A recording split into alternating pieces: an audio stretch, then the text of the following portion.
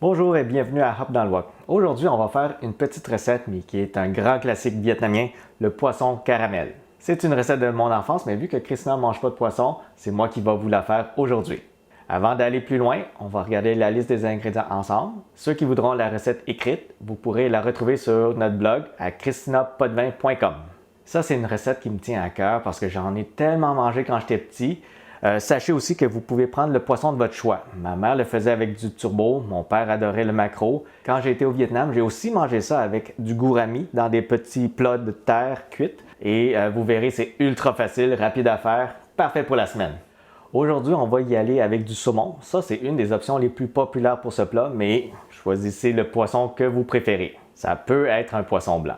Le plus important pour cette recette-là, ça va être des morceaux de poisson coupés en darnes, donc pas des filets en longueur. Aujourd'hui, on va utiliser 1 kg de saumon. Assurez-vous de bien le nettoyer pour enlever toutes les petites taches de sang ou encore les écailles qui risquent d'être encore sur la peau. Dans notre cas, la poissonnerie a déjà enlevé les écailles, donc c'est très pratique pour ça. On commence par mettre tous les morceaux de poisson dans un grand bol. Donc maintenant, c'est autour de la marinade. Premièrement, on va ajouter une échalote française. Ça, c'est à peu près 25 grammes. On a juste besoin de hacher ça grossièrement. On enchaîne ensuite avec 2 gousses d'ail hachées. Pour un peu plus de saveur, on va ajouter une cuillère à thé de poudre de bouillon de poulet et une demi-cuillère à thé de sel. On va maintenant mélanger. J'essaie de faire en sorte que toutes les surfaces du poisson touchent bien à la marinade. Une fois que le poisson est bien brassé, on va le mettre de côté pendant 20 minutes. Le poisson a mariné pendant 20 minutes, donc maintenant la prochaine étape, ça va être de chauffer une poêle à feu moyen. Mettez-y un petit peu d'huile, on va y ajouter 2 échalotes françaises, ça c'est à peu près 50 grammes, et 4 gousses d'ail hachées. On va faire revenir ça pendant 2 minutes environ, et une fois que l'ail va commencer à griller, à brunir un peu, on va tout sortir dans une assiette séparée. Après ça, on va monter ça à feu fort. On va remettre un peu d'huile. On va mettre les morceaux de poisson dedans. On va les saisir pendant 2 minutes de chaque côté. Le temps peut être variable selon la force du feu, la grosseur des morceaux de poisson. Donc, allez-y à l'œil pour voir quand est-ce que ça va être à votre goût pour les sortir de l'assiette par la suite. Il n'y a pas de problème non plus. On peut les mettre par-dessus l'ail et les échalotes qu'on avait sorties auparavant. Après ça, on va mettre une grande casserole. On va la chauffer à feu moyen.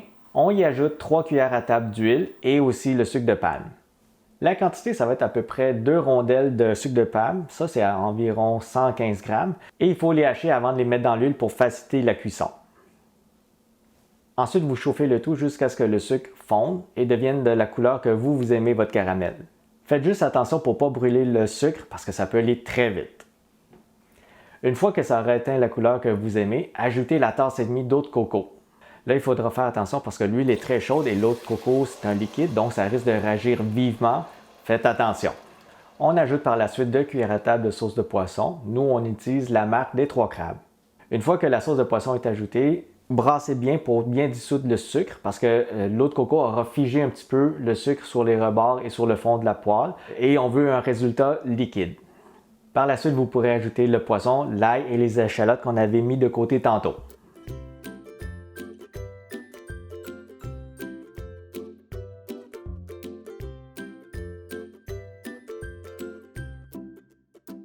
On va amener ça à ébullition, puis ensuite vous aurez juste à le laisser mijoter pendant 15 minutes et retourner les morceaux de poisson à la mi-cuisson tout simplement. Et tout le long du mijotage, pas besoin de mettre de couvercle parce qu'on veut légèrement réduire la sauce. Ensuite, vous aurez juste à fermer le feu, c'est fini. Vous pourrez sortir les morceaux de poisson de la casserole, les servir sur du riz, verser un petit peu de sauce dessus pour plus de saveur aussi. Vous pourrez même garnir de poivre pour avoir un petit peu plus de parfum.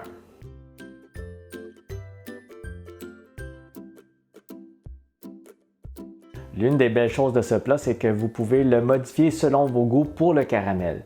Si vous voulez réduire plus ou moins pour avoir plus de saveur ou encore plus de sauce, moi je suis un gars sauceux, donc j'aime ça avoir beaucoup de sauce dans mon riz, donc je le réduis pas trop. Un point important par contre, si vous voulez réduire la sauce davantage, rendu à 15 minutes, on vous suggère de sortir le poisson de côté pour pas trop le cuire et vous pourrez à ce moment-là réduire la sauce comme vous voulez.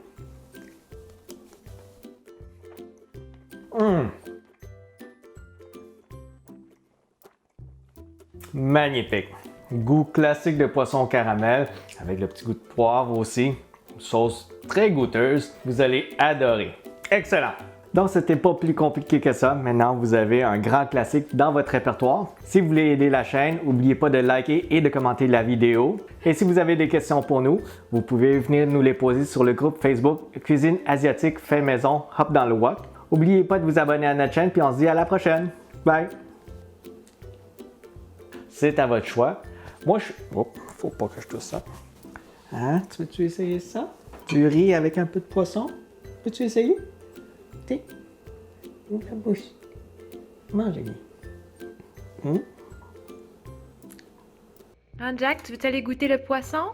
On va t'installer? Pour tous ceux qui veulent des nouvelles, Jack a la varicelle aujourd'hui. On va enlever son petit casque pour vous montrer l'ampleur de sa varicelle. Pauvre petit! Il me semble qu'il y en a plus que tantôt. Ah, il a faim. Ok, on va aller chercher du poisson. Ça sent bien, ça sent bien.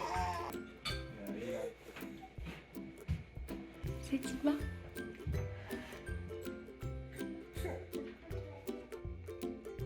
C'est bon? Oui, oui, oui.